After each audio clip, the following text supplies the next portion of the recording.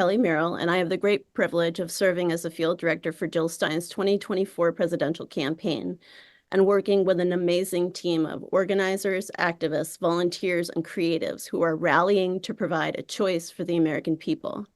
I am part of a wave of activists who are organizing to put forth the one candidate who matches their values and will be on the ballot. Jill Stein is that choice.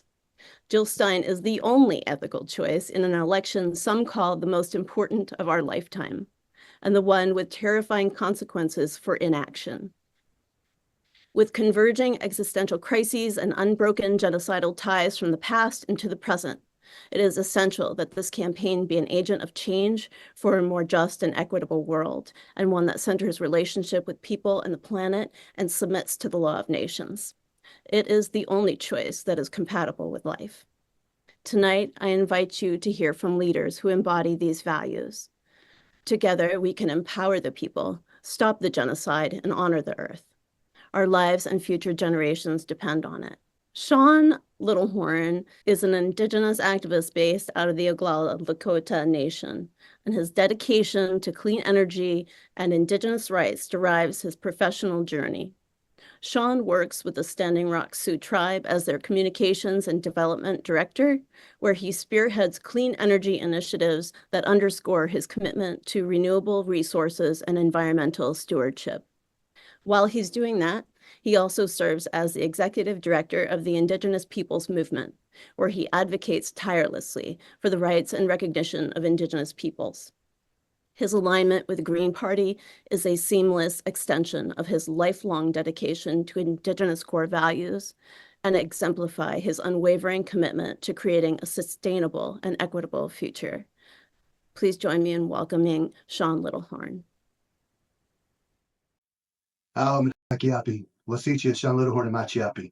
Good evening, my relatives. My English name is Shaun Littlehorn. My Lakota name is Nabe Suta, which means strong hand. I come from you today from my home, which is based in the land that the United States government still refers to in many documents as Prisoner of War Camp 334, the Pine Ridge Indian Reservation, and the home of the great Oglala Lakota Nation. I'm fortunate to live in one of the greatest places and pieces of land in all the world. It's one of the most historic places that you could ever visit or ever go to. In fact, 5 miles from my home is one of the most well-known places in Native American history. It is the location of two major events that took place.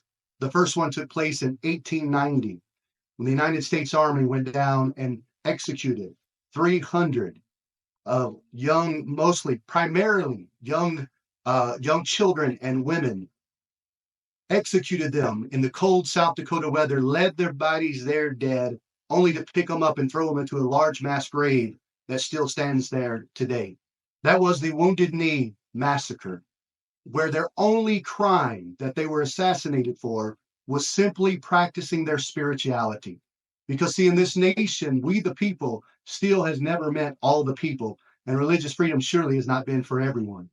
Then later in 1973, 200 people from the American Indian movement came down after the invitation from the Oglala Lakota people to speak with them about some of their concerns, hoping that the American Indian movement would intervene and that the American Indian movement would speak on their behalf to the Bureau of Indian Affairs and to the United States government.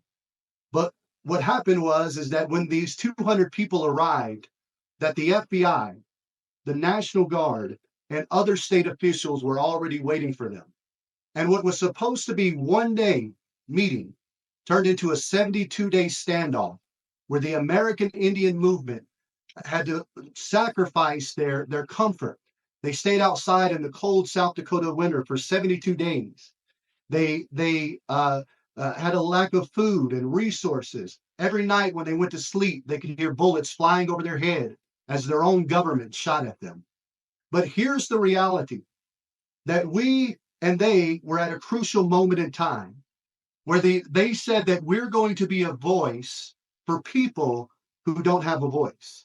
And I bring that up today to say, I believe that we are at a pivotal time in society and history, where once again, we are going to need people who bravely stand up and stand the gap for people who are being mistreated and misused.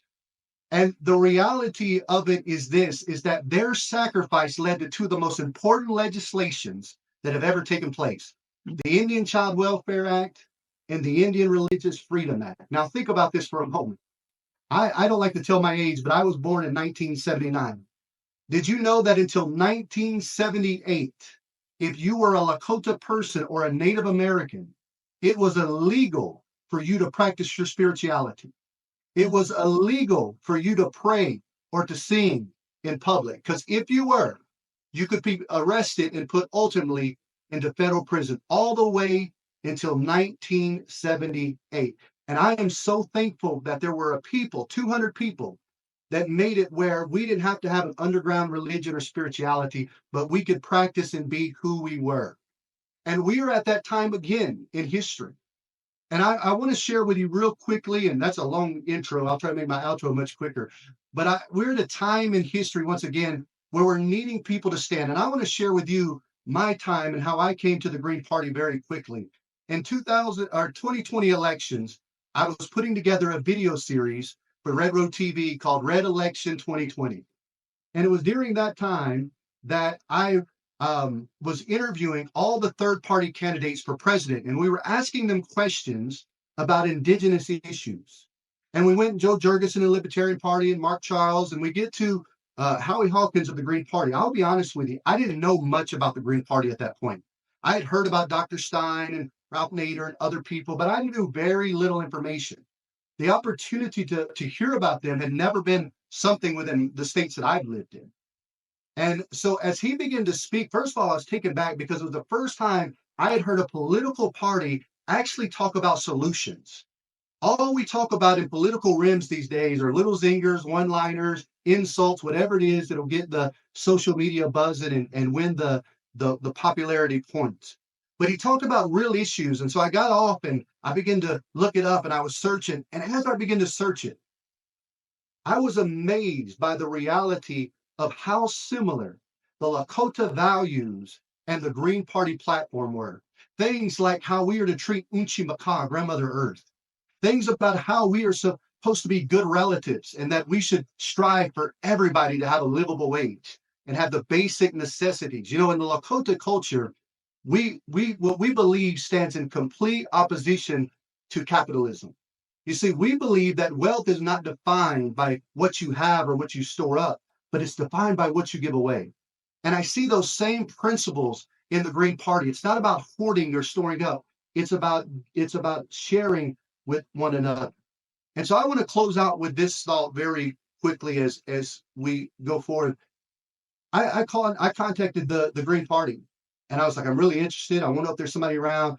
Probably bad timing to get a really quick response. I called back the next year, last year, and I called back and I said, look, I was wondering if there's any Green Party stuff going on, how I could get involved here in South Dakota. I love the values, love the principles. And a brother from the North Carolina Green Party, Tony, called me. And actually, I just want to thank everybody in the Green Party because I mean, he literally spent dozens and dozens and dozens of hours with me on the phone as I'd ask questions, walk through processes, make sure we were covering things.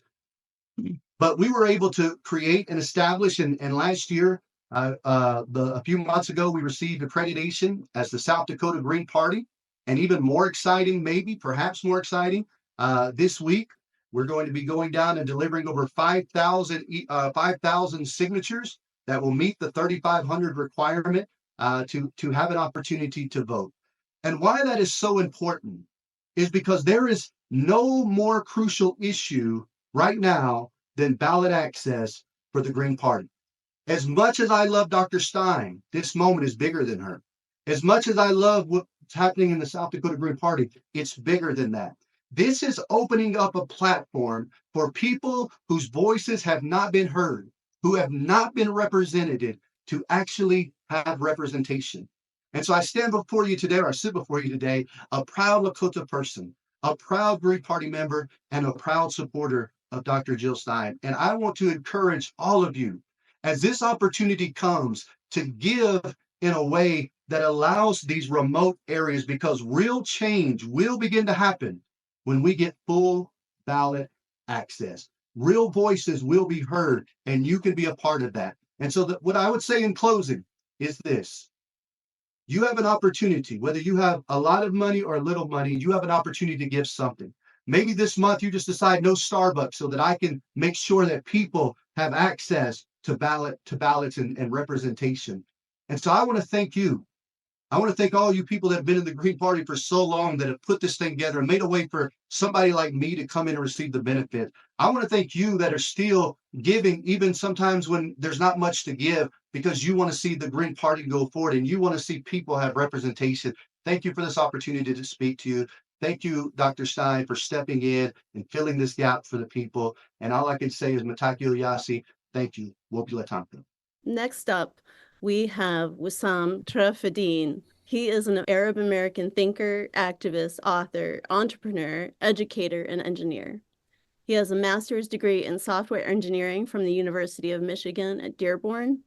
He is also a family and community engagement liaison at a local school district. He is a published poet. He is the author of 2 books, The Awaited Arab State and The Universal Declaration of Human Values.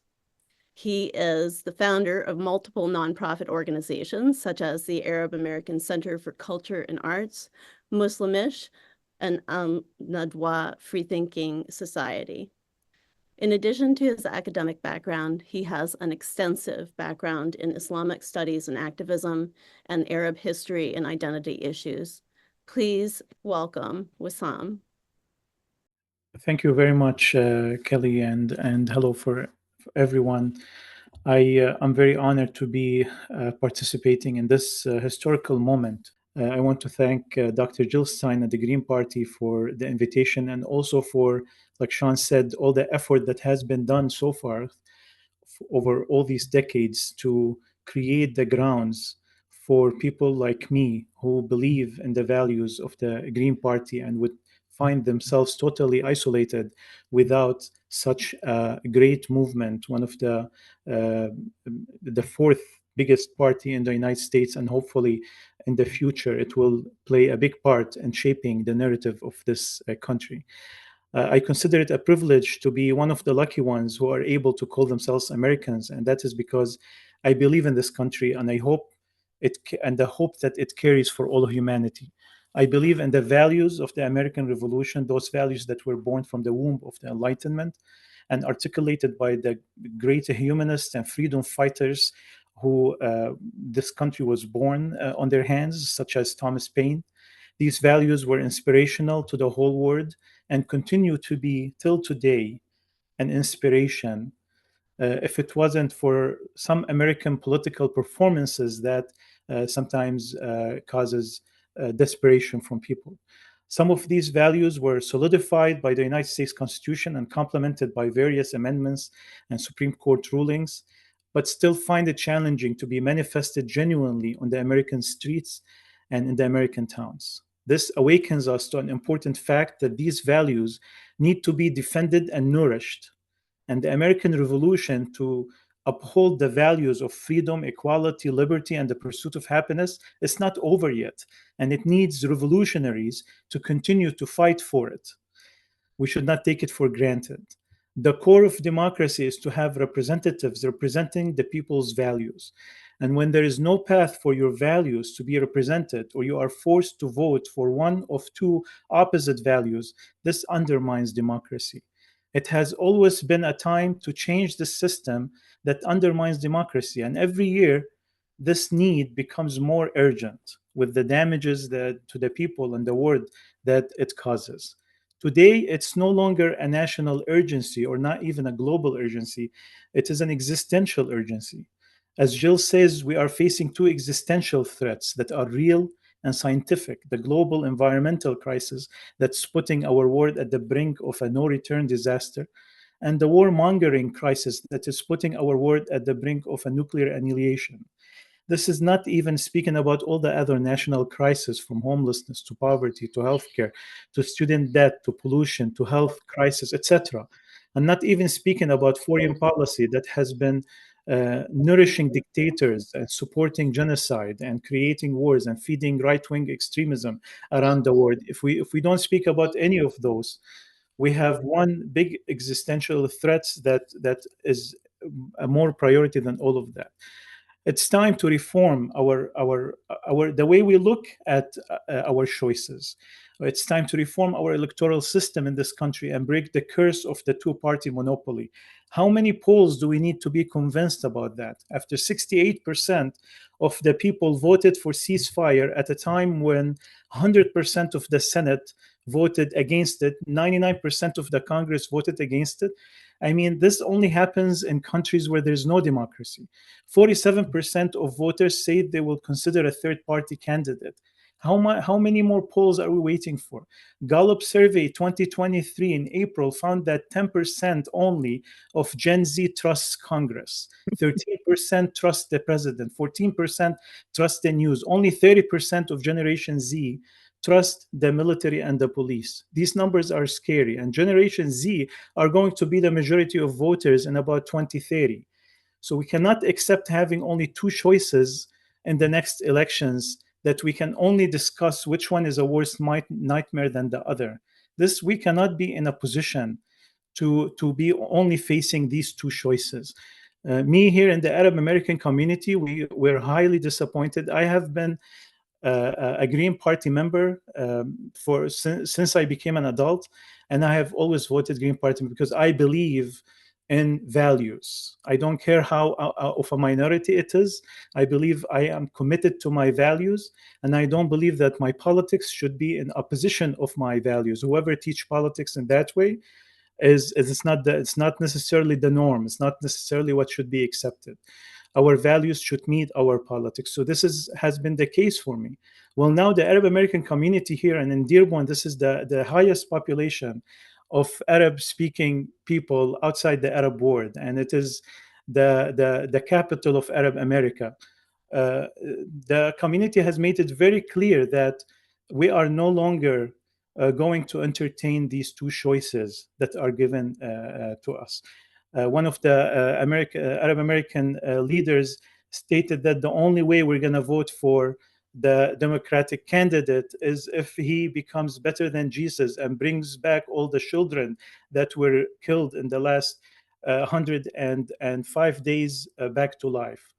It's no longer on this choice is no longer acceptable morally for the community. So they have waited, and now they are faced with this dilemma, and they are forced to reevaluate the way we have been approaching the election process. So I'm very glad that we have the Green Party, because if it wasn't there, we would have to create it. And we are, like Jill said in Washington, that we are not alone. And that is very uplifting, very inspirational. And the future is ours. The young generation has been speaking out every day.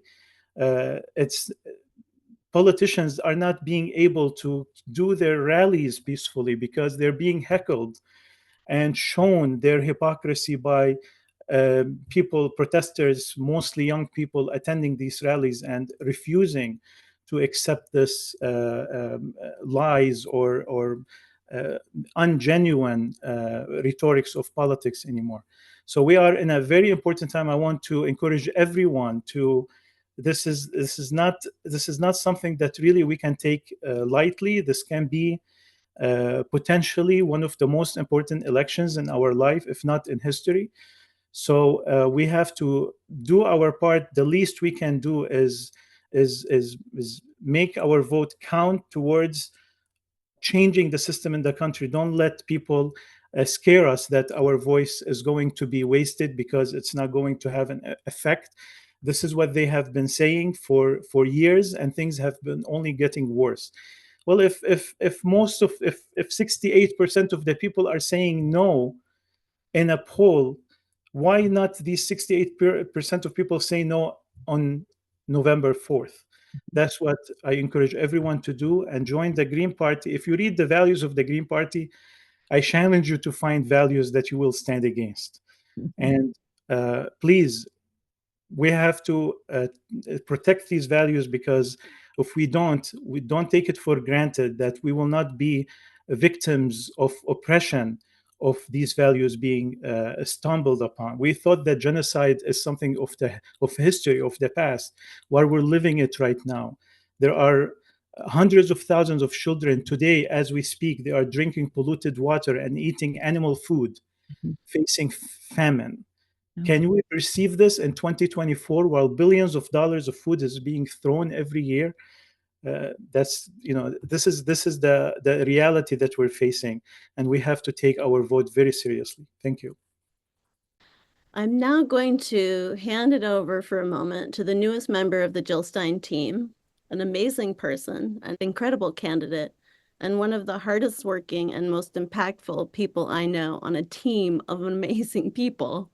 Please show some love in the chat and welcome Green congressional candidate for Washington's 2nd District and the campaign manager for this team, Mr. Jason Call. I am going to be hard pressed to be more inspiring than the two speakers that we just heard, because that was just absolutely fantastic, and they brought the message to us of why we are all here today to make change for the future, because this is the moment that we need to do it. We have been told year after year, cycle after cycle, that now is not the right time, now is not the right time. And where are we right now? We are in a time of genocide. We are in a time of climate disaster. We are in a time of economic disaster. And we have been told to vote for the lesser evil over and over and over again. And I'm here to tell you with somewhat of a unique story, because I come to you as a former Democrat and as somebody who ran as a Democrat for this seat in Washington State 2nd District twice. I was elected to the Washington State Democrats Central Committee for 4 years. And I have been in the belly of the beast, and I have seen that the Democratic Party will not change. They are as beholden to corporate interests and corporate rule and oligarchy and wealth as much as the Republicans are. And so my message is that if we want a change, we have to vote for a party that actually stands for real change, because the Democrats do not stand for change. You might be able to say the Democratic Party is not, quote unquote, as bad as the Republicans, and certainly the Republicans are awful. But when you're looking at these two parties, the red and the blue parties, the fact is they are both pointed in the same direction. So however long it takes to get to disaster and doom, both of those parties are going to take us there. And what the Green Party stands for is, if I was going to encapsulate one word, as Wissam says, you look at the platform of the Green Party, you can't argue with any of it. And the word that I believe and what makes me feel at home, like when I transitioned to the Green Party as a candidate, I realized that I was fighting for Green Party values within the Democratic Party. And the boot was on my neck inside that party as I was resisting what they were standing for.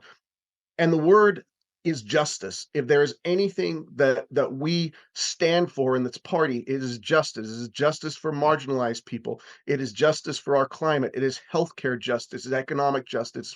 It's for peace and justice.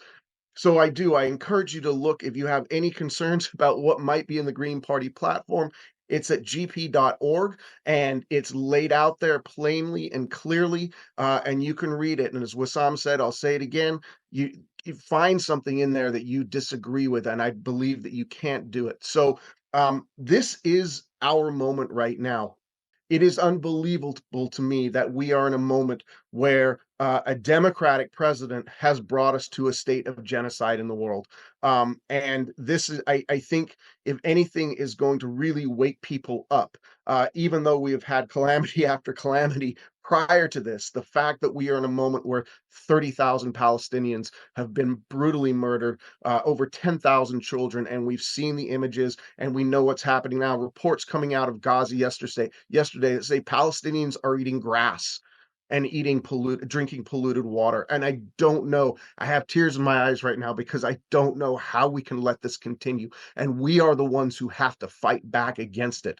I'm a member of a group called Candidates for Assange. I'm a member of a group called Candidates for Ceasefire.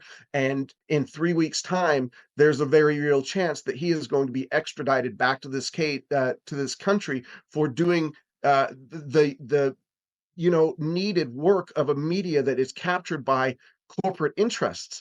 And they're going to put him in jail, and it could be a death sentence for him. And these are the things that we are faced with right now. And the only way that we can stand up to this is to say no to both corporate parties and vote in a different direction. So we're here to support that effort right now. I want to remind everybody that this is a fundraiser and we do have goals, but we're all here for justice. And I want you to keep that. When it's hard to fight against a corporate machine that's telling you, oh, if you vote for the Green Party, you're the ones who are responsible for Trump. No, we have to reject that out of hand. The Democrats are responsible for Trump, because I said before Biden was elected, and I came into this as a Bernie Sanders supporter, and I said, with the Democrats, what they are doing to Bernie, they are showing their true colors, and we're going to elect Biden. And the very real danger of Biden is that he is going to be so bad that the Republicans are going to offer somebody worse than Trump. So I mean, things could get worse, and we are here to stand and fight against it. This team. Cannot tell you in the 2 weeks that I have managed this team how hardworking, and I appreciate the kudos for myself, Kelly, but this is the hardest working team I've ever been involved with. Everybody has the same drive and motivation to get us on the ballot in all 50 states so that we are a real force and challenge, that we are building for the future. And I do want to say also that, with all due respect to the other left-leaning candidates who do hold our same principles, I want to say there are other candidates in the race who do hold our same principles.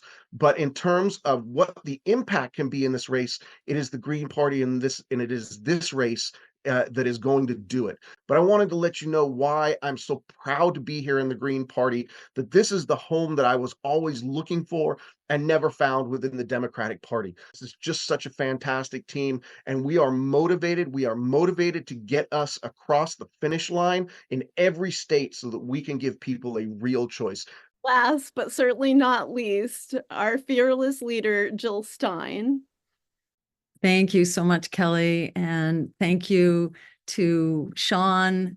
Thank you to Wissam for your incredibly inspirational words and bringing your wisdom to this campaign. I think you both represent so much of what the core of this struggle is about. And I have to give big kudos also to Kelly and to Jason, who are just so incredibly inspirational. This is the dream team, I have to say, and just like out of nowhere, this campaign sort of emerged, and all these angels stepped forward to have this reckoning. We're in a moment of historical reckoning, and it's just kind of, I'm so amazed to hear how Shaun's story of historic genocide, sort of lays the groundwork for where we are today, and Wissam's story, so related to the genocide that is really in focus, and the continuity across the globe and across history. And in many ways, we're seeing empire kind of come to its reckoning, and we're sort of seeing end stage empire when its evil is just so manifest and so threatening, really, to all of us in so many ways. So, out of the ethers, kind of, people stepped forward here, all these angels of resistance and of inspiration. I have to thank everyone so much for coming together here tonight, really, and leading the charge for this transformation that we all know has to happen. And we know that we're in this historic moment. And I kind of see this as empire and oligarchy are both teetering at the brink right now, and they're both doubling down because their days are numbered for all kinds of reasons. They've sort of reached their historical contradictions, and they're kind of falling apart and doubling down, and it's making for a very rocky crash landing here as they unravel. So we are facing really existential crises in virtually every dimension of our lives, and the need for change has never been so urgent. But the possibility of that change has never loomed so large. And that's really thanks to all the champions here in the room. and out there as part of our broader networks, that we, the people at the grassroots level, we are standing up to end genocide and endless war. We are demanding justice in the workplace, and we're seeing so many unions really fight forward now in a way we haven't seen in generations. The fight to abolish student debt, to defend Mother Earth, to defend our civil liberties that are very much under attack as Nancy Pelosi tries to sic the FBI on anti-genocide activists right now. It's really incredible. We have a lot of work to do, but there are so many of us here to do it. And, you know, as Wissam pointed out earlier, it's 68% now that are saying we need a ceasefire and we need a diplomatic way forward. So we have the numbers. Don't let them try to make you forget that. Why we get together here in this campaign is because really a campaign and a political movement, a political party, is how we align our struggles. Because if we're only struggling in our, you know, worst crisis, then it's a game of divide and conquer. And I had that kind of wake up moment myself at the tender young age of 50, when I was recruited, really tricked into running for office for the first time, and became a political animal for the first time with the Green Party, because the other parties that I knew about were absolutely unacceptable and there was no reason to work with them. But I suddenly discovered the Green Party, and that was a lot through Ralph Nader's campaign. And then suddenly understood what the rationale for political parties are. They're flawed animals, of course, they always are. But at least, you know, in the Green Party, we systematically disavow big money and corporate influence. So that helps us, you know, it just puts us on a higher plane, really, than other, you know, mainstream political parties. And I began to understand the whole reason, you know, if you're going to fight something, whether it's a polluting, you know, incinerator, or, you know, or a new war that we don't need and shouldn't have, you need a coalition to do it. And so I began to understand that a political party is basically a coalition that stays together across geography and across time, so that we can continue to build that coalition around a specific agenda. And in our case, it's an agenda for people, planet, and peace over profit. Coming here tonight, you know, this is about launching the next phase of our campaign, kicking off our matching funds drive, which is basically going to supercharge our work to get on the ballot. The ballot is power. And this game of getting on the ballot is how the parties of war on Wall Street prevent competition and prevent it from even getting to public recognition. So we have to play this game until we get to power. And when we get to power, we're going to change the rules so that it's a more democratic and open process. But right now, you have to play this game. And it just happens that we are the one political party here that's, you know, not the mainstream. And there are a bunch of other parties, but we're the only one that really has not just a chance, but we are actually on track right now to be getting on the ballot across the country. And that's what's so unbelievably exciting about this moment, is that it really falls into our hands now, you know, no pressure, but this is what the world, the American public, are really crying for. And that is a campaign which is pro-worker, anti-war, anti-genocide, and climate emergency. We are that one campaign that can actually get on the ballot. Otherwise, it's business as usual. And, you know, among the other independent candidates, there is one that can raise a lot of money and may get on the ballot, or maybe not, we don't know. But that's not, it's not really a campaign of change, and it's not a campaign of peace, is not clear about what it represents whatsoever. And then there are other, you know, inspired grassroots, people-powered campaigns that have no experience and no track record for getting on the ballot. And the other campaigns are on 1 to 2 ballots. We are currently on 20 ballots. And a lot of this is thanks to the state parties, the state Green parties that have done a lot of the heavy lifting here. And it's thanks to them that the Green Party has access. So, you know, as we strive for that nomination, you know, that's what is in the offing, is access to 20 ballot lines.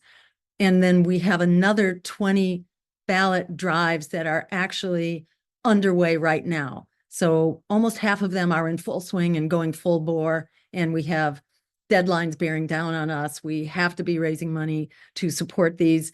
And then there are another 10 or 12, which are actually underway and are gearing up. So we are full bore on ballot access right now, and there's every reason to expect that we are going to be on the ballot, and we are going to be the only option for America to shut down genocide, to put an end to the endless war machine, to fight climate change. And there's so much that can be done.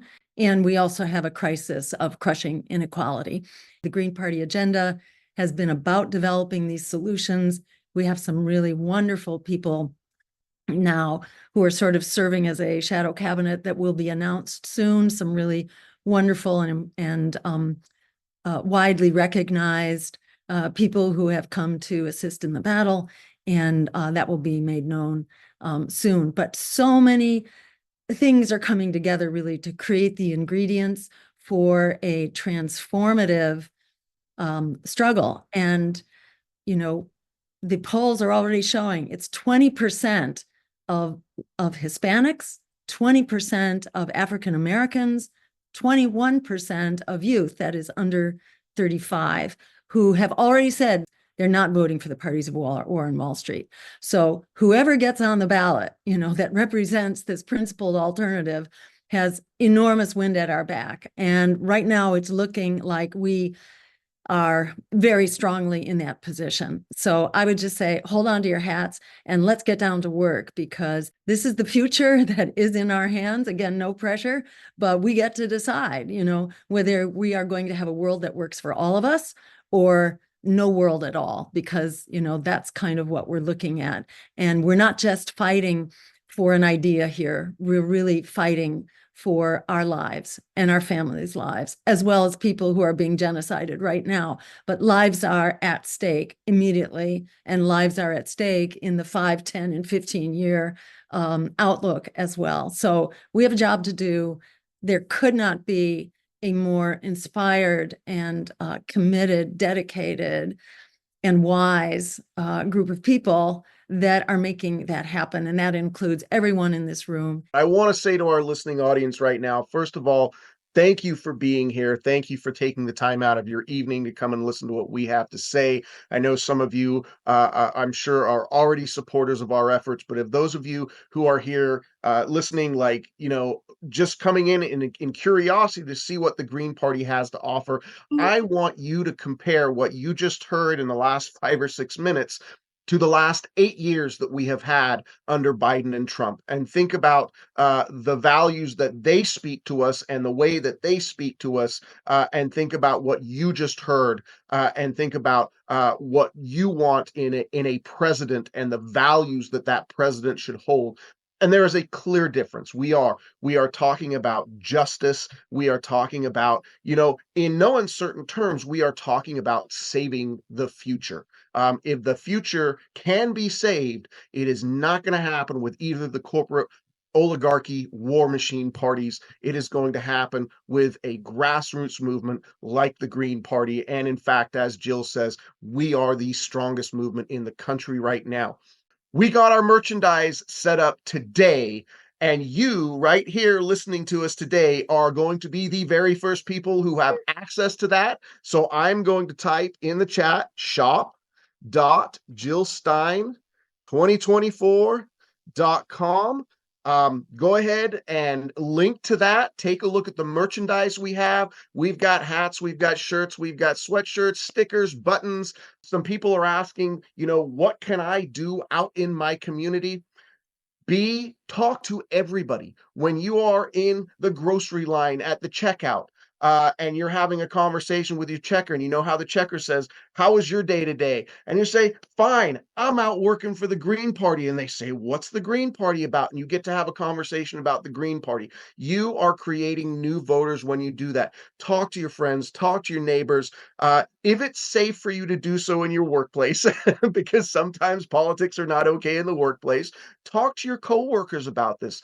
We need everybody on board. I want people to remember that in 2016, 46% of eligible voters did not cast a vote because neither of the corporate war parties were inspiring enough or served their interests enough for people to even go to the ballot box. We are here to build the movement that says we are worth your time and effort because we stand for your future.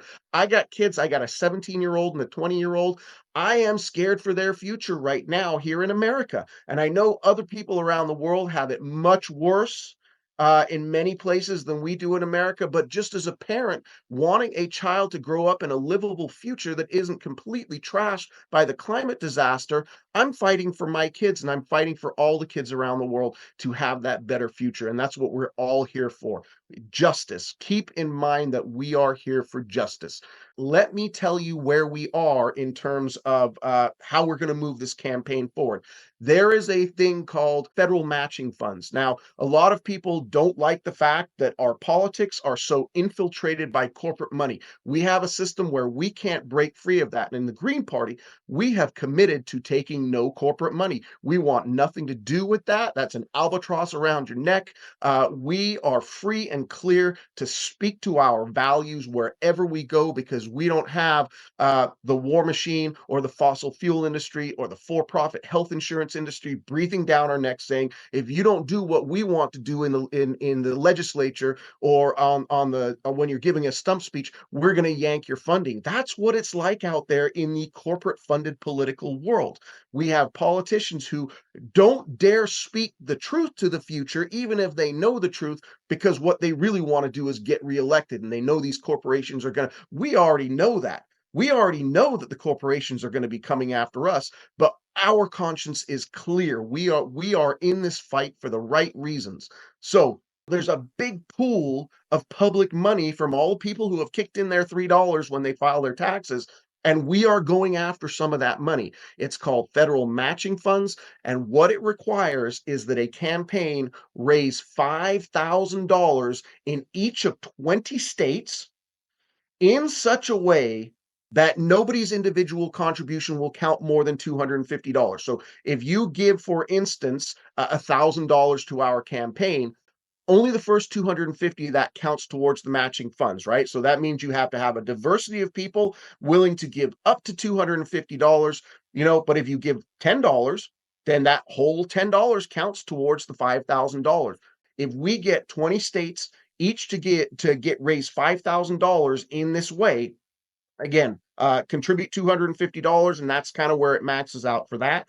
We get a massive influx of money instantly. We get $250,000 from the federal government. Am I right about that, Jill? It's $250,000 right away. The first match becomes available when we've gotten to 100. So we'll get a bolus of 100,000, but then it keeps going from there. And then what happens is everybody who contributes beyond that, and even retroactively, if you have contributed money, everybody's money gets matched by the federal government up to $250. So if you have kicked in $5 a month because you're a recurring monthly donor of $5, all those $5 come back to us again from the federal government. It's a huge influx of public money, right? That we have earned because we're out there in the community raising money and bringing awareness to the issues. So I want everybody to think about that. When I do my fundraising pitch here, $250 is a really critical number. I'm going to ask some of you for more, but if you can give $250 wherever you are in the state, just know that that all goes to the matching funds drive. What's important about the matching funds drive in particular, not just that campaigns do need money to operate, but the other critical thing that the matching funds influx of money is going to bring to us is the ability in a few states where getting ballot access is pretty difficult. And when I say pretty difficult, I'm talking about in Indiana, where there's not that much of a lefty presence. They want 37,000 signatures to get on the ballot. Now, we do have a team in Indiana working on signatures right now, but the reality is we are going to have to pay signature gatherers, as a labor operation. We are going to have to pay signature gatherers to go out on the streets in Indiana and get those signatures for us. if we have that public money to do that, it is going to help massively for that effort in Indiana. Same thing in New York. They want 45,000 signatures.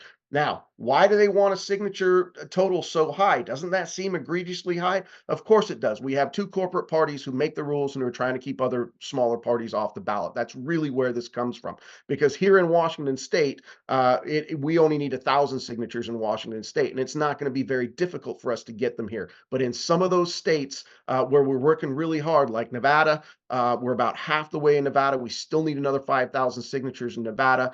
We need signatures in Hawaii. If you're listening from Hawaii, please get in touch with the campaign. We need signature gatherers in Hawaii, and we need them right now. In fact, if I was going to say any state was the top priority for signature gathering right now, it is Hawaii. So if you're in Hawaii and you want to help out the campaign, get in touch with us. You can email me directly, jason@jillstein2024.com. I'll put you in touch with the right people and we'll put you to work. But again, grassroots movement and people powered, we've got to get out on the streets and do this. 45,000 signatures in New York State. And that influx of public money from federal matching funds is going to help us greatly in that effort. We have a 50-state ballot access plan, and we intend to see that through, and we intend to be the choice for everybody across the country. We are embarking on what we hope will be an historic road trip across the West Coast states and the Midwest states at the end of February. We are going to be, Jill is going on a road trip. I'm going to meet her up here in the Pacific Northwest. Kelly's going to be traveling with her pretty much throughout the whole thing. And we are meeting with constituency groups in all of these states, hearing people's concerns, a diversity of constituents. I'll give you an example. We are talking with people on the ground. We have developed great relationships with people on the ground who are still suffering in East Palestine. And I want to note right now that Jill will be doing a live stream this Saturday. The significance of this Saturday, February 3rd, is that it is the anniversary of the Norfolk Southern train derailment and chemical spill disaster in East Palestine, where people are still suffering and have been abandoned by the EPA. They have been abandoned by their state and local officials. They are suffering dire health consequences right now. And we are the campaign and the movement that is going to help those people, just like we seek to help people who are struggling all over the country and all over the world. That is what we're about. We're about justice.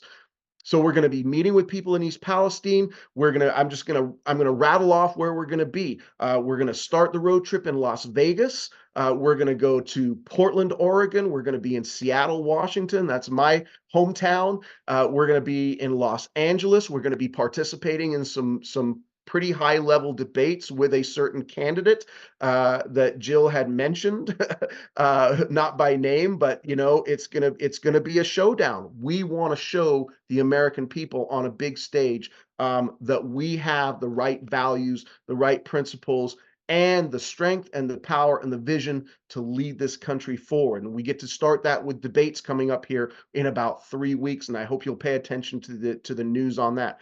So we're going to be in Los Angeles. We're going to be in Denver. We're going to go to Morgantown, West Virginia, where students at West Virginia University have been suffering massive budget cuts. And we're going to meet with the student unions that they have formed out there. We're going to be in Pittsburgh. We're going to be in Chicago. In fact, Jill is going to Chicago this Saturday at the invitation of the Muslim Civic Coalition, and she is going to be speaking on a panel with Dr. West. I want to make sure everybody understands that Dr. West is our ally in spirit, and these are the two candidates that the Muslim community has said, we are looking at you two as the leaders to take this movement forward. And it's a very diverse group in Chicago that's going to get to listen to Jill talk about the Green Party values and the vision for this campaign. We're very excited and we're honored. I mean, not just excitement, but we're honored that these groups are reaching out to us. So we're going to be in Chicago. We're going to be in Fort Wayne, Indiana. We're going to be in Dearborn, Michigan. We're going to be in Flint, Michigan. We are hoping to get out to Benton Harbor, which is a community in Michigan that has been devastated by corporate malfeasance. We're going to be in Milwaukee and Madison, and we're going to be in Minneapolis. And so I want you to think about this. We have got a 14-state, 3-week grueling. It's going to be grueling for Jill and Kelly. They're going to have to get up early mornings to catch some flights here and there. But we are going to be meeting. We want to bring our campaign to the public wherever we can. So if you're in any of those locations that I mentioned, please keep your eye out for dates. We will be putting out a schedule of events. But again, going back to the fundraising, the way that we make this trip happen is that we have people donating money to us. It's probably going to cost around $16,000 estimate to put on a 3-week trip, and that is a bare bones cost. You know, we are a no frills organization, right? So you know, we're taking economy flights and we're road tripping where we can, and it's going to be great fun, and we're going to get to meet hopefully thousands of people on the road. Justin is asking, will you talk about why you want to fight for single payer healthcare? You're a physician, Jill. Can you talk a little bit about single payer? It's outrageous that we don't have it. I mean, how can we be the wealthiest nation in all the world in all of history? And we are really the one country among developed nations that does not provide healthcare as a human right. And as Martin Luther King said, health injustice is the most cruel form of injustice at all. Health debt is the biggest source of bankruptcy out there, and that is occurring among people who actually have health insurance. It is outrageous that $1 out of every $3 spent just goes to paper pushing and red tape, which is what the insurance monstrosity is for healthcare. We want to spend our healthcare dollars on healthcare. It's absolutely unacceptable, and it is a sign of the corruption of our political system that this doesn't happen. We're forever hearing the Democrats give lip service to it, but then when they get into power, they undermine it. You know, this happened recently in California when the Democrats gained control of all the houses and the governorship, and then suddenly the speaker was against it and it couldn't move. So, you know, this is why we need Medicare for all, an improved Medicare for all, because Medicare is being incredibly corrupted now, and it has been the most efficient and best loved, but now people are really being ripped off through Medicare Advantage, but it's really Medicare Disadvantage. It's an advantage for, for healthcare corporations. So yeah, this is absolutely inexcusable. We have to fix this, and it is a sign why we have to fix the whole system. We need a complete reboot here to get money out of politics and to get the politics of integrity into the halls of power again. I would like to follow on. I have a few, because I've been a healthcare activist. I'm actually on the board of one of the strongest state-based single-payer movements in the entire country here in Washington State. We have been trying to get a single-payer bill through our legislature. We've been trying to get it passed through ballot initiatives, and our state legislature in Washington State, even though it's both controlled, this is why the duopoly is not on our side. Washington State legislature and governor, all Democrats, can't get it together to pass a single payer bill, even though we have a fantastic bill that their health committees won't even look at. And the Lancet Journal, I want you all to look at this. If you typed in as a Google Lancet Journal, NHS and preventable mortality, you would see a study that came up from July, I think it was July of 2022, where the researchers at the Lancet looked at the way the Tories in the UK had privatized the NHS. And the NHS on paper is a fantastic system. It is a gold standard healthcare system. It's what we should be fighting for. It's better than Medicare for all, right? What it does, it says the hospitals are owned by the government, and the doctors and nurses and healthcare staff are paid by the government, and you remove all private profit from the healthcare system. But the Tories, over 7 years, privatized elements of the UK's NHS, and there was a definitive, when the Lancet did this study, they showed a definitive link between privatization, between increased privatization of healthcare